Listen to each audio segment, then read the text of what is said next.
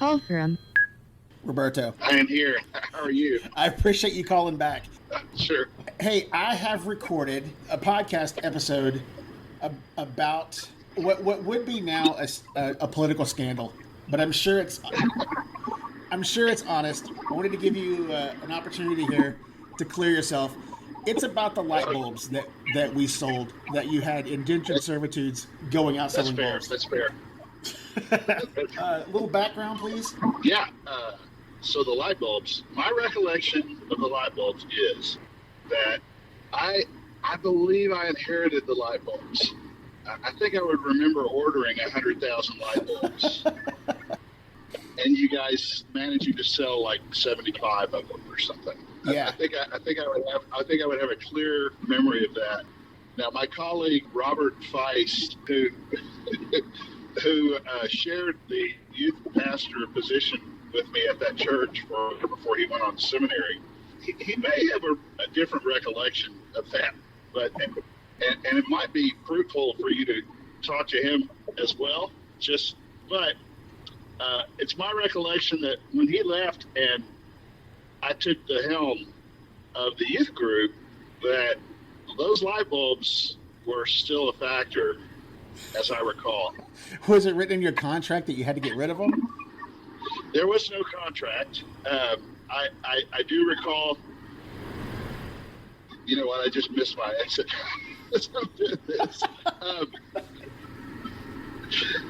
While I'm driving, I do recall though that being a kind of an unseen of Damocles hanging over the whole affair, and it was unseen because I made the choice, I think each and every day, not to even acknowledge the existence of the light bulbs. Oh my gosh!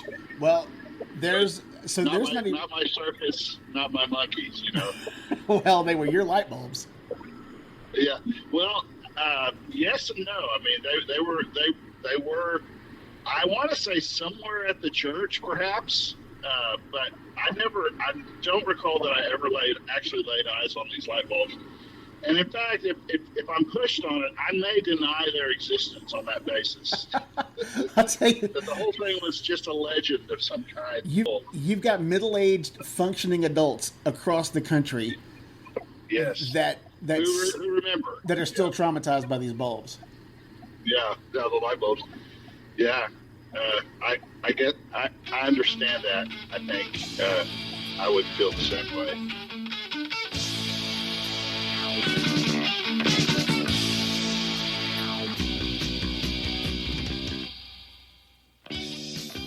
Hey, Jednick. Yes. Did you ever do any kind of youth activities like church or school fundraisers, Little League, anything? Not really. I think maybe a time or two when I somehow found myself in a fundraiser. I didn't really, like the chocolate bars and stuff, but it's not like I was like, yeah, let's do it. I was like, all right, if somebody wanted a chocolate bar, I'll sell you one. Well, looking back, man, I wish I had more of that kind of approach. I was a go-getter. That's fine. That's fine. I wish I was a little more of a go-getter. I was, I don't know, 12. I didn't care. You'll get a gold star. Well, we did candy bars too. I remember me and Rocky Trammell sitting on the curbside there eating chocolate bars and just kind of selling them to each other. That's not bad. Yeah, that's the old, you don't want to get high on your own supply of fundraiser chocolate bars. I did. I had a problem with that. We had a bunch of IOUs in your box. God, man, you're selling them like crazy. Well, Rocky said he's good for it after he mows this week. Yeah, we'll see how that turns out. So I went to elementary school in Moore. And when we first moved to Oklahoma, our house was this big prairie field. There were building houses left and right in that part of the county. GM had just opened up on I-240 and the oil boom, and they're building houses everywhere. So this neighborhood's in the south part of Moore, and our school was called Apple Creek. We sold one year, we sold spices, of all things, spices, like little jars of different, well, there's no way to dress that up really. We sold spices, and we had the stupid coupon books later in athletics, and we sold cheese one year. I don't know what they were doing. And those FFA dorks would sell sausage once a year, which, my God, man, that stuff was so good. Yeah, was a blue ribbon, It was blue and gold. blue and gold. That's right. But you never wanted to see those dorks in corduroy jackets show up unless they're selling that sausage. Well, anyway, I went to the biggest high school in the state. Well, yeah, Westmore opened, but it was still a huge school. And it's in a suburb. It's town. And there's like 8 or 9 of those ag kids in those jackets. I don't even think any of them, I think one of them lived out by Draper Lake who legitimately had some land and goats or whatever. But a lot of those other kids lived in my neighborhood. Like, they have a corner lot, and I guess their outdoor activity was mowing. I don't know. But anyway, it's good sausage. Well, Jednick, the reason I asked about this is because I was part of one of the, I don't know what to call it. Let's call it the strangest fundraiser I might have ever heard of. Well, I went to church in downtown Oklahoma City. There was a good mix of kids there. A weird aside, every blind kid at that church went to Edmond High School. 2 sets of twins, an older brother of one of the sets. And we had kids from Cassidy, McGinnis, Yukon, of course, Moore, Midwest City. It was just like we all wound up downtown. Well, we had a fundraiser for a ski trip where we sold light bulbs door to door. Light bulbs for a ski trip. I talked to one of the guys today. I texted him and said, the thing is, it wasn't even our fundraiser. Those were light bulbs from a previous youth group that just didn't sell. Which there was some guy at church that had a hardware store or something. Everybody uses light bulbs. They'll sell like hotcakes. He was able to get a good deal or something. Well, they didn't sell. Matt Lowell's the guy I talked to today. He lived, it was a big old house north of downtown Heritage Hills. He said, he's the one that told me. He's the one that told me it wasn't our fundraiser. He said they wouldn't allow any other fundraisers for this ski trip until, we move some product. So we moved some product. Right. Well, we had to get rid of those things, those light bulbs, before we did anything else. So Lowell tells me he's door-to-door pitching light bulbs, and they're looking at him like, what is this? Well, sir, if you just allow me to demonstrate, I know what a light bulb is, kid. It was like 85 or 86. I wasn't even driving yet. So my parents had this case of light bulbs in the minivan on the way home. So suddenly I'm hoofing the neighborhood, selling light bulbs. I don't want to go skiing that bad. I found, for some reason, the only hill in Cleveland County, Oklahoma to go up and pitch these light bulbs to a guy.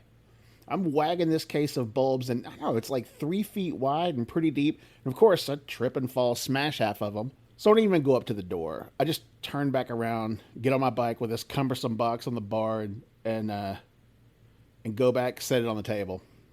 Dad says, well, I guess we're buying some light bulbs. So he wrote a check to the church for the ones I smashed. The curious things about these bulbs are, I came home from college, probably, 1991, and I stayed in my old bedroom, and there's a door behind my closet that went to the attic, and I'm digging around in there for something. I don't know, but I see a box of bulbs, this same big box of bulbs that never sold. I never paid, never turned in the money. I know it's those because the corner's crushed in where I smashed them, and they're just sitting there with dust on the lid, and there's these light bulbs. I'm sure they don't expire. I brought some down. Actually, I brought inside the box. There were like regular light bulb boxes, the kind that had the corrugated cardboard. So I took one of those down. I'm like, I tell them, hey, I never sold these bulbs. And my parents said, what are you talking about? You sold light bulbs?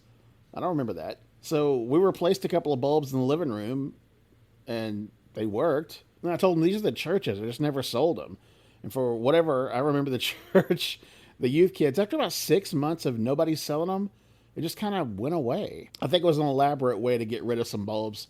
Just tell the kids to go out in the boroughs of Oklahoma City and sell these bulbs and get rid of them. Well, yeah, that's what, it just sounds like it was left over from, you mentioned the previous fundraiser. So they had already been written off. So like you just said, we have an abundance of light bulbs. Let's see if we can just get a few extra bucks. And they didn't really do a bang-up job of keeping track of them. Probably a lot of kids just, like you, stuck in their closet and forgot about it. And it's not like it was out of anybody's pocket. It had already been taken care of the year before or whatever. They just forgot. Everyone forgot all about it. Hey, if they don't come back with them, we don't have any more light bulbs. Finish with that problem. They must have had a lot of extra because, otherwise it'd be like, well, just put them in the storage room. And because I'm sure your church, unless they just didn't have sockets and use those type of bulbs that they were selling, it'd be like, well, just stick them in the closet. We'll use them at some point. I don't know, but every time I've mentioned it, well, a buddy of mine from church that used to pass notes back and forth to me about football, a kid named Mark Dewar. Well, he's not a kid now, he's 50 years old. But I texted him today and asked him about it. He remembered. He just kind of made that chuckle emoji face and, I guess, trauma. Didn't have any more comment. But I asked another buddy of mine, Jeremy, if he remembered. Let me pull up that text here. Do you remember selling light bulbs for a First Church youth group ski trip? His two-word answer was, God, yes. Yeah, there was a girl named Julia, just the sweetest girl.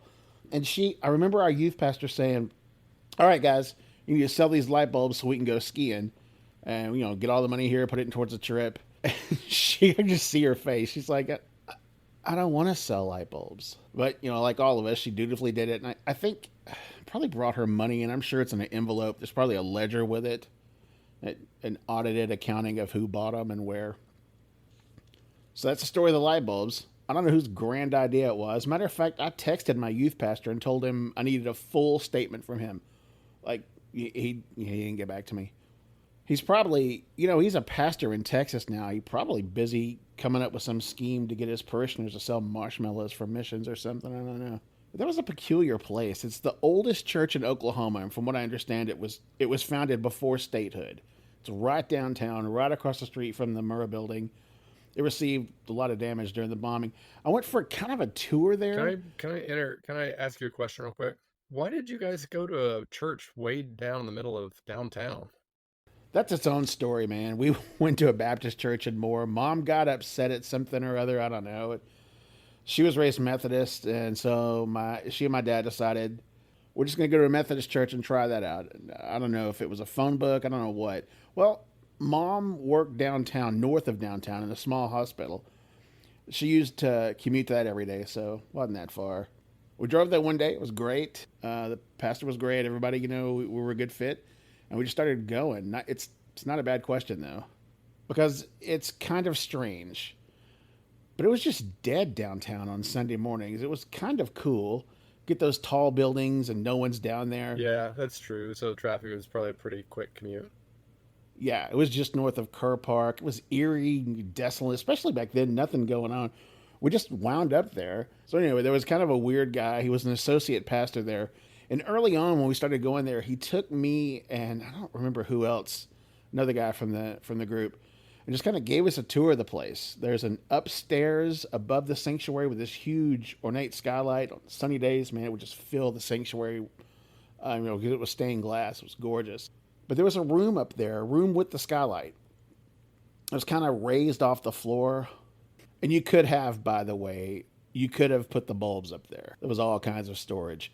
But it was creepy. 100-year-old church, and everything was dusty. And it was like a movie set. There were old Christmas displays from the 40s, like those choir kids holding candles. Remember those little things with the chipped noses? Really? Well, they were over there in the corner, dusty, just kind of glaring at me the whole time I was up there. Just old relics. A couple old pulpits from previous pastors. Say that fast. Lord knows what was up there. Probably some cool old relics. But we went up there, wooden staircase, and hanging from a wire was one of those old Edison light bulbs. So there was a need for light bulbs at the church. I don't know why we were selling them. It was the kind that had the filament that heated up. It was real big and had that little tip at the end. It was like a 60, 70-year-old bulb, but it still worked. But there was a definite creep factor to that place, even though there were baby christenings and great sermons and all kinds of good people that went through there over the generations. I wouldn't want to be there at night. But all this was just an elaborate way to say there were plenty of places to stash those light bulbs. But I can't get a straight answer out of the youth pastor. So maybe, he had a side business on light bulbs. He had a captive group of salesmen that just send out to the streets. Yeah, no, that's you. I mean, I think you hit it from the start. It was just, man, what are we going to do with all these light bulbs? Let's see if we can sell them. The kids aren't doing anything. Just give them a little box full of bulbs and see if they can sell them. When my parents passed away, we cleaned out the house. My brother from Tennessee went out there. There's a good chance that box of bulbs is still up there in that attic. I think they should stay there. It's like the Titanic. Not going to try to raise the ship back in the 80s when they found it. Just keep it there. It's a memorial to those light bulbs. The ones I didn't smash. It's just a memorial to a terrible idea. And I didn't even go on the ski trip, by the way. I don't think it was a terrible idea. I mean, just they give it a go. I mean, they had just a bunch of extra light bulbs. You know, like I was saying, I just maybe they did put away, a box of them for here. We'll put this box away for us, and we still have a ton left. Just they're going to sell some light bulbs. There's enough people out there that'll probably just because it's a kid. You want to buy a light bulb? Sure. Here's a couple bucks. I don't know, 40 watts, anything brighter? Rocky Tramel's dad. Do you have any of those long tube ones you could?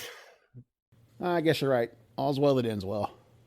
But hey, if you're in Moore, Oklahoma, in the Northmore Elementary School District, big house, a corner lot, it's probably worth digging through your attic to see if there's a big box of these bulbs.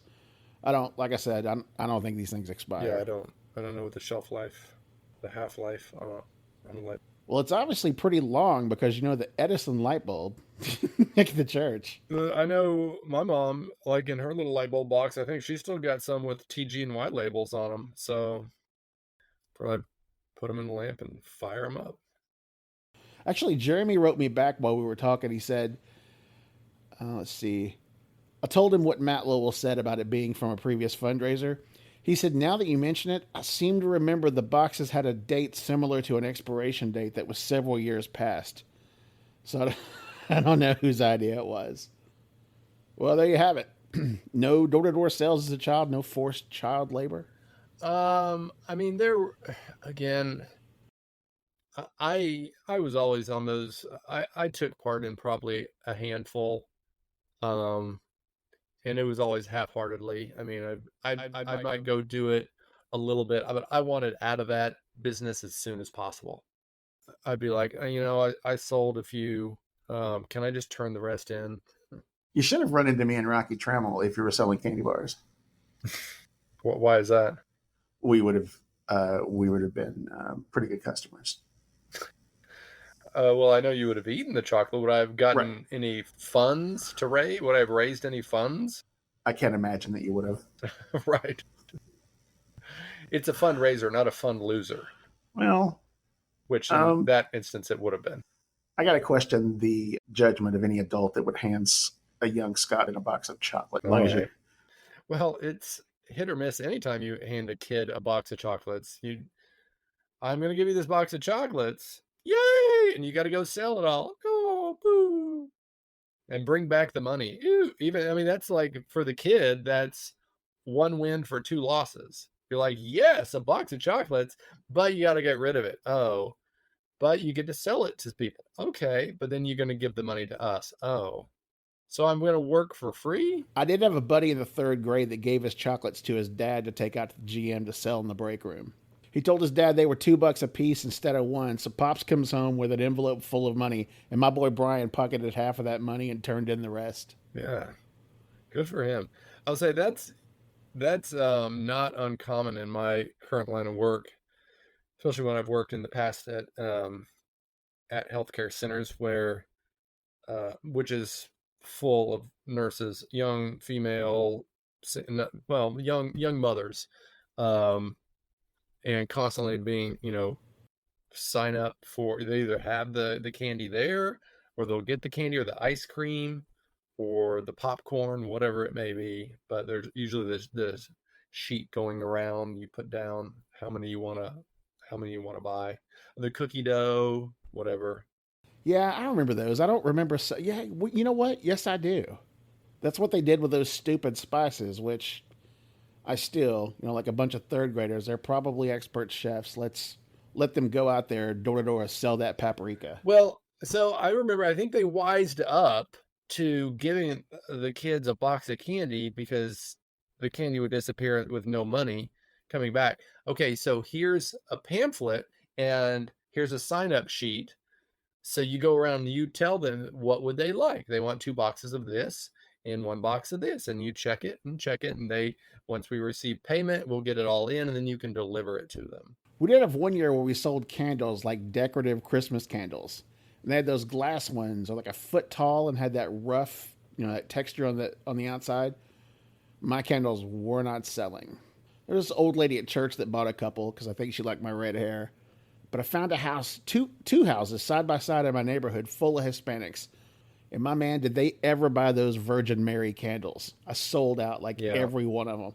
And they're buying them as gifts. Saint somebody or other and the Hmm. Blessed Virgin were hot items at the Pasquez. I think it was their last name, or in Lucero. They sold out. You got to find your niche, man. Yeah, right. I remember in ninth grade, um, I had home ec, and I told you the story about my boy Van Cravelin who sat beside me in home ec. Lived by the three, died by the three. You told me that, of course, the morning after OU lost to Kansas for the national championship. Um, we had some guy come in to try and get people. He was recruiting kids to do the part of the fundraiser, and they were like little statuettes or figurines or whatnot. And I'll never forget. I was sitting to the side.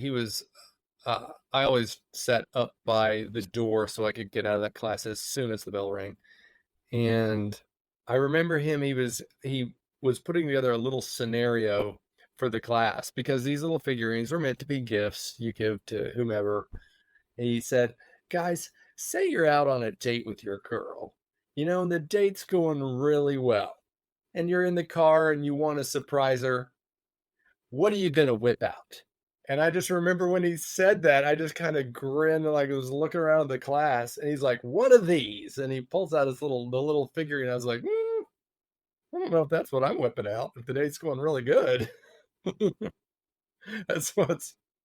Sounds like Rex Kwon Do and his, you'll take a roundhouse kick with these bad I just boys. will never forget that because he set it up so perfectly. He's like, "You're out with your girl, you're in the car, the date's going really well. What do you whip out?" And I was just thinking, "Really, guy?"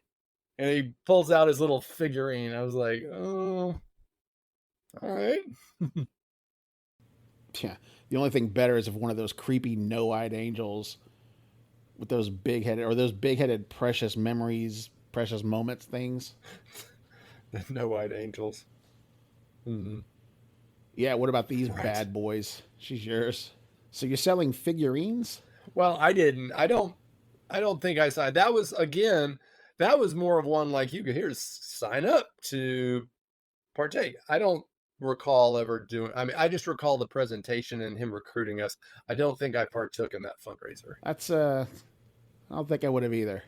But yeah, that always just stood out me because I remember I was all of 14 or 15, and you know of course all the 14, 15-year-old girls, their eyes lit up when he said that too, and then he actually whipped out the figurine, and they all, "Oh, what are you gonna whip out?" All the girls are like, "Oh, what?" This. Oh, let's go to the drive-in. Can you whip it out while you're at the drive-in? You know what? You don't even need to bring the figurines. Let's. Which figurine? I've got like what? Little Star Wars guys? What were the figurines of? I think they were little because if I if I recall, and I could be wrong, of like little like we were the Wildcats. Our mascot was Wildcat, so he brought out one like of a little, a very friendly looking wild, playful like Wildcat, like in a cartoonish figurine. And then maybe there was one of a little cute little bear, and different animals is what I think it was. I could be misremembering, but that seems to be what I recall it being. Man, Jed, I think I'd rather sell light bulbs. Yeah, I mean that was just it. It's like seems really random. I mean, I get like the light bulbs being kind of functional, so people will be like, "Yeah, well, we'll use them at some point." Or the chocolate bars. Yeah, I love chocolate bars. I'll buy a chocolate bar. But these like dumb little figurines, I just thought that's a waste of time. So did your school collect soup labels? I think maybe when I was in elementary school. Yeah, that's what we did. It was for PE equipment. We had this Yeah. contest at Apple Creek.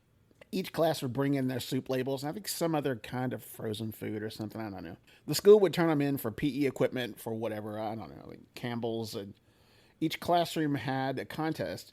We're gonna have this big party at the end for whoever had the most box tops or soup labels. Well, there's this one little smartass in the fourth grade whose dad owned a restaurant, and they were doing these family-sized, these restaurant-sized gallon cans of soup, and they were knocking out like 10 or 12 of those a day, and he'd bring in hundreds of points every week And all of us would just show up with our single label of French onion soup from dinner the night before. And here's your label. How was he? How was he acquiring all these? His dad owned a restaurant, so Oh, okay. all these old family recipes from the old country turned out it was just like Campbell's minestrone from the can. He outed his dad from being a crappy chef. Just the bird's eye food they'd throw on a plate and put it in the microwave and serve it, but got him a pizza party. I was about to say, do you think that they stopped doing that because there was a bunch of grocery store owners complaining about all these cans of soups that had no labels on their shelves? And I say, all right, it's mystery soup night, kids. We know it's Campbell's soup in here. We just don't know what kind. That same miscreant that doubled up on the candy bars and kept was Brian Nelson, by the way. I told you about Brian. The one and only. Yeah. Brian, who pocketed the GM money for those candy bars. And I think he bought candy bars for himself from his next batch because, he had a ready stash of $21 bills. And so and his dad, I think, sold a few boxes for him. Brian Nelson had a $21 bill? No, he did not. He had $21 bills. That's a distinction. I should have talked slower. Anyway, Brian, I lost my train of thought here. You wasn't ready for that. Yeah, that's a great hobby of mine when we're driving around in the truck. Right. He had a $21 bill. No. It's not as fun when it's me. When you're on the receiving end. Exactly. Right. So where were we? About Brian Nelson and his $21 bills. Right. He had a $21 bill, I guess, from the. Well, he said he used the extra money he made to buy his own candy bars the next round. Right. I was not getting any. I was always just half-assing it, to be honest. Brian, the guy earlier that I mentioned that doubled up on the money. Yeah, Brian Nelson. He would go in. There was a grocery store in the City of Moore Shopping Center. At the very end, on the backside where the crummy movie theater was, I can't remember the name of it. And also there was a Buchanan's on 4th Street and Eastern. And he would go in there when Pepsi had those get a free Pepsi if it had like something underneath the cap on the 2-liter. Oh, yeah. And he was just popping the lids off of all of them, climbing up on the shelf and unscrewing it. Nope. Putting it back on, unscrewing it. Nope. He got like a pocket full of those winners, and he won cash and all kinds of things. And half of the soda back there had been opened, and some of them were left open, because you got to leave with the cap, right? Right. And so he had a pocket full of free sodas. He'd walk down to Circle K and get his free Pepsi. And so when you said, the soup labels were missing, well, some of the lids of the soda was too. That grocery store is out of business, by the way. And for some reason, the Buchanan's over on Broadway, the music was turned up obnoxiously loud. So you had some string version of Donna Summer just blaring when you walked in there. So when my mom took me, I would just go to the magazine rack and read football magazines till I saw her curly hair above the others coming up to the line. So I knew it was time to head out, go ask her for some gum while she's paying, and then go get in the station wagon. I just know for a couple of years there, she never had to buy light bulbs. Well, Jednick, that was fun. We'll learn this thing yet. We'll be here next week with another story from the roaring 80s suburbs. And this one is a favorite, but it's a real head scratcher. I'll go into a little detail there. As always, hit us up on our socials at Free Nights and Weekends, or give us a ring at 405-407-6976. Leave us a message, and we'll probably listen to it. Thanks, everybody. See you next time. Yeah, but that's the old, you don't want to get high on your own supply of fundraiser chocolate bars.